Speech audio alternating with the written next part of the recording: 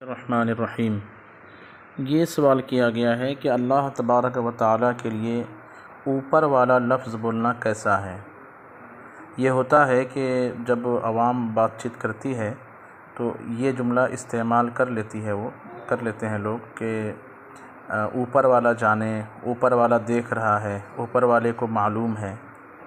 اور اس سے مراد وہ اللہ تبارک و تعالیٰ کی ذات لیتے ہیں۔ تو اللہ تعالیٰ کو اوپر والا بولنا کیسا ہے، اس پر کیا حکم شرع ہے؟ تو دیکھیے، عقائد اہل سنت میں سے ایک عقیدہ یہ ہے کہ اللہ تبارک و تعالیٰ مکان سے پاک ہے،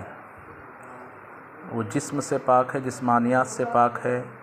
مکان سے پاک ہے اور مکانیات سے پاک ہے۔ مکانیات سے مراد مکان کے لیے جو چیزیں ضروری ہے، جیسے جہت ہے، سمت ہے، اوپر نیچے ہے،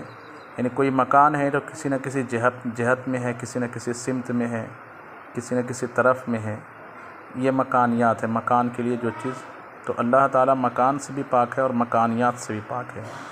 جسم سے بھی پاک ہے اور جسمانیات سے بھی پاک ہے۔ شرح عقائد نصفی میں ہے کہ جو عقائد کی بڑی مشہور کتاب ہے اور مدارس میں پڑھائی جاتی ہے، اس میں موجود ہے کہ اذا لم یکن فی مکان لم یکن فی جہت لا علو ولا سفل ولا غیرہما، یعنی جب اللہ تبارک و تعالیٰ کسی مکان میں نہیں ہے تو وہ کسی جہت یعنی ڈسٹینس سمت میں بھی نہیں ہے،